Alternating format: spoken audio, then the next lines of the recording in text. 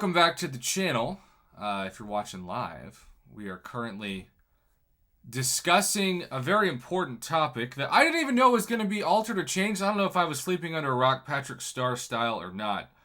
But essentially, there is an ongoing discussion about potions.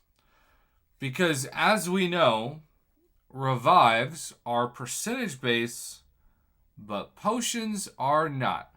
And 375 health is like looking at a 6-star absorbing man. Like, I think you lose that much health just having him come up in Battlegrounds as a matchup. It's gone. And then, of course, 750 is not much for a 3-star. And then 1650 and so forth. Really, I guess it doesn't really become that significant to level 5 health potions. But even those are not that big of a deal. Those are like 20%ers depending on boosts and other things. So there's been a push for quite some time to make potions improved, but of course the obvious reason why they're not is that Kabam wants you to spend money. They want you to spend units reviving and upping the health of your champions, which is also why, interestingly enough, we have these level 6 health potions that are super rare, which refill 15,000. Now, if they cared about the player base, they would have already updated these years ago, but of course it's for-profit industry, and I get that, and so it's been slow. But when I least expected it, we have an update about a forum post that deals with health potions. And this was technically from Sunday. Feeny234, which makes me think of Mr. Feeny from Boy Meets World and technically Girl Meets World. Hey Kabam, thank you for finally addressing the disparity between the current potion system and current champion health pools. You said the switch to percentage-based health potions can take up to 6 months. Why is this? Why would tweaking potions or potions and making them percentage-based take such a long time? I also feel this should be one of the top priorities for the team, being that this is much more long overdue. If you can, please shed some light as to why the timeline given for this is so far out. Again, if they make it a priority faster, then they lose money.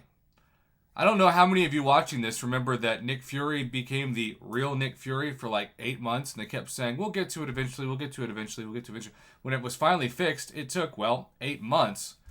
And that was in large part because it benefited them. It was a pro-Kabam bug because you lost the utility of Nick Fury before he exchanges that crazy bleed damage for essentially health that ticks away in the second phase of Nick Fury. Now, is it Furry Moosin? That sounds like something I shouldn't Google. Couple months alone will probably be data collecting. Ebony Omal, normally how they operate. True Seeker says 7 stars, which of course is the theory beyond so much. And then Grounded Wisdom, or as I like to call him, Grounded on his knees. Interesting conspiracy. My take is they actually respond to what people communicate in as quickly a manner as possible. Wow. That is like the student sucking up to the teacher in the most obviously annoying way possible. My take is Kabam responds to what people communicate in as quickly a manner as possible, which means sometimes they must not care. To answer the OP, it takes time to consider all sides and data. I'm telling you, this guy has to work for Kabam. Maybe it's Kabam Mike's burner account. That's a pretty popular theory. But either way, that's so classic. So, you keep scrolling down and scrolling down and scrolling down. Grounded Wisdom, of course, appears a ton more because he's everywhere. The dude clearly doesn't have a job / works for Kabam. We've got the average Desi here, who also appears very often. Look at all of these comments until Kabam Mike chimes in. Who chimed in Monday? Let's please not start spreading rumors. First, we have not decided what a change to potions would look like. Which is why I was confused at the beginning when he's like, thank you for addressing this. Have they? We never said the words percentage-based.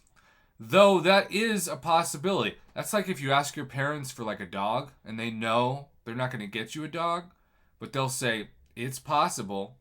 I mean, technically anything's possible. Let's not set expectations of our own because that only leads to disappointment when those expectations are not met. Hence the dog analogy.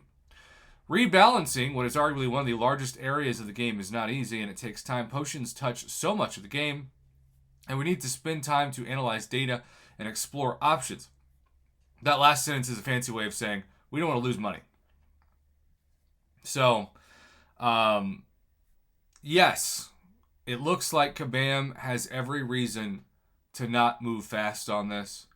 I don't know where people are getting the idea that they confirmed that the potions would be changed and certainly that they'd be percentage based. It definitely seems like if that was implied, they are walking that back tenfold now.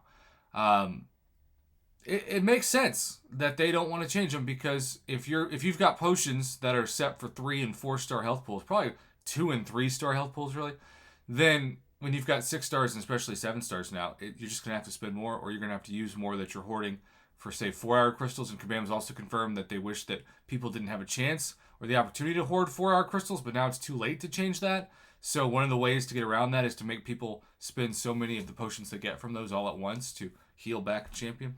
So that's my rant during this broadcast. After watching live, stay tuned. If not, thanks for watching.